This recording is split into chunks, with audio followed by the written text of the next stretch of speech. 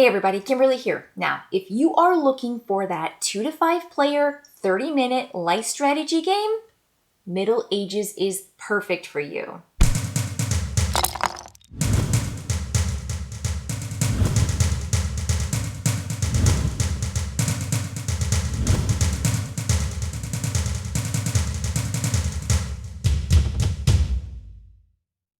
So first I want to go over some of the mechanics because I think it's really strong. And again, for a 30-minute game, there's a lot to offer here and a lot of replayability. Plus, I can't get enough of how lovely the components are. So the first thing you're going to do is give every player one of these boards. This board is going to be your kingdom and it has 8 different locations for buildings.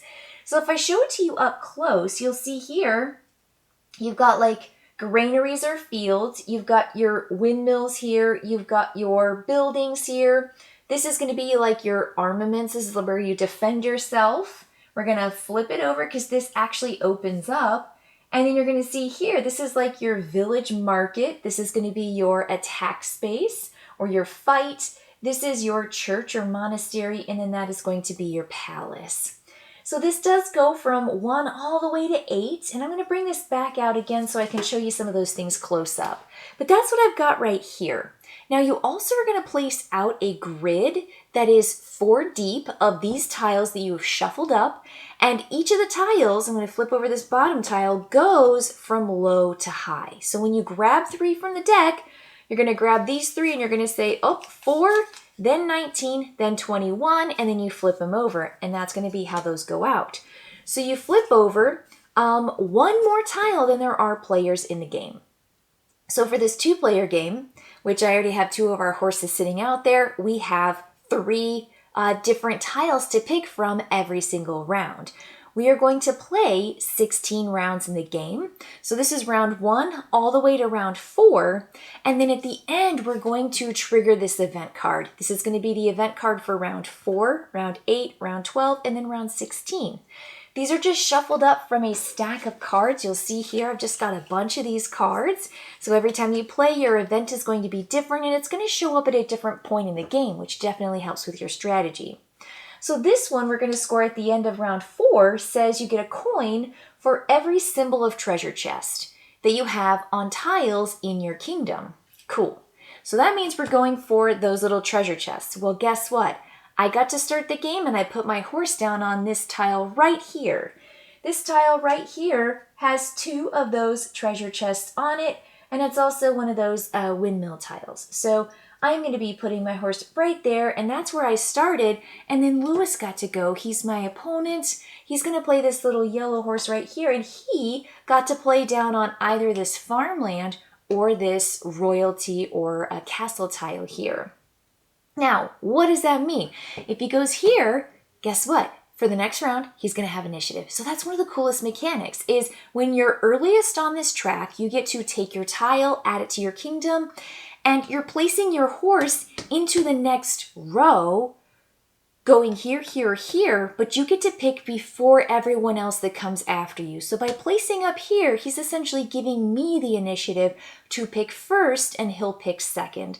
But there's always 1 more tile than there are players, so there is always a choice for even the last player. Now, if someone doesn't go to a space, that tile just gets kicked out of the game, and you have plenty of tiles to work with here. And yes, there are more tiles that are available for larger player games for higher counts, because this does go up to 5. So this is going to be kind of like that base flow and core mechanic of the game, taking a tile and then placing out your horse in this kind of King Domino initiative fashion. Whoever's on the furthest left gets to go in the next round first. Then you get to place your tile into this space. So I'm going to take this one and kick it out of the game because that's how that works. And I'm going to go first by saying, where do I want to go next? Do I want to come here, here, here? Now I'm going to say right now that there is an element of attack in this game that destroys tiles. And one way to kind of prevent that from happening or to tell people, hey, don't come at me, is to come here to this space that has that blue kind of castle symbol. This is a defense. And it just, again, helps you prevent those kinds of things. So I'm actually going to go there, but I don't do it. I actually am going to take the tile I was just on and then fit it right into my castle space. Now it is so nice. These tiles fit in so nicely and they are nice and thick and chunky. And the art, the graphic design actually plays out. It just looks so beautiful when you put it together. Now, for example, here's this, the wheat tile I just got rid of. You'll see here how it fits together with the side, and it also fits together with the bottom right there. They look so good together. So it just looks fantastic. Now what I'm going to do is I'm going to look at two different things and I'm going to activate them.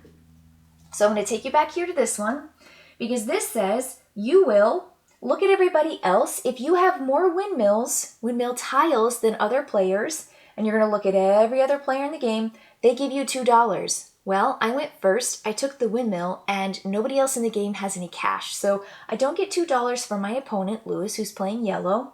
And then I look down here, and it says I get $2 for every windmill tile. Fantastic. So then I just go to the bank, and I grab my $2, and I put my $2 in my player area, and that's my turn.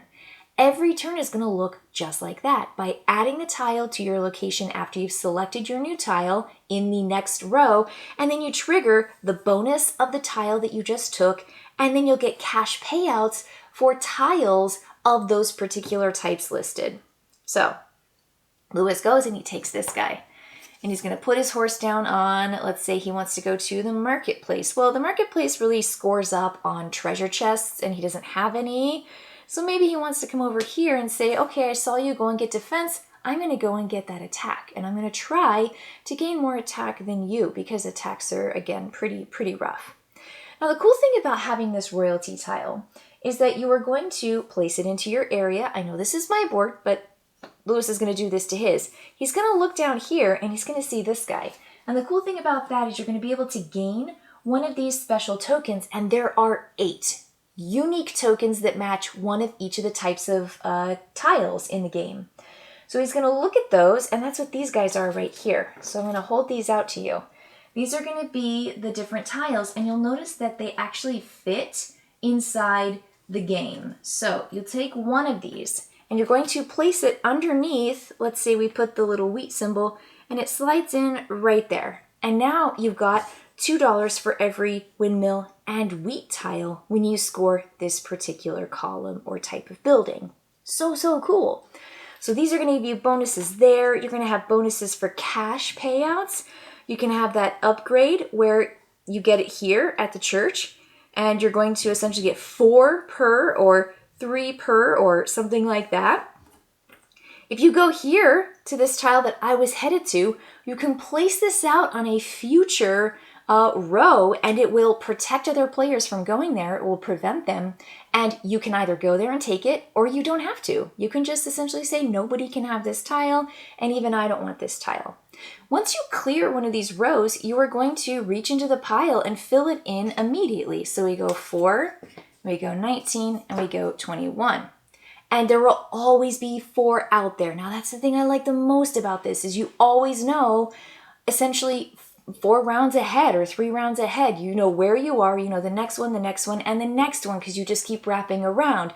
It's only when you finish the 4th do you take a look at your event and then execute your event. And again, you do it for 8th round, 12th round, and 16th round. This is the game. It is just delightful. I think there are just lovely, quick turns, easy assessment, and players just simply play in their initiative order. So I'll go first here. Lewis could have gone first if he had placed his horse here, and I had not. It depends. So there's no first player in this. It's always determined every single round, which is why the cards are numbered low to high, so that you value those low cards all the way up to the high cards. Okay, so one thing you might recognize is that Middle Ages by Marc-Andre is pretty similar to Majesty for the Realm, which I have both of.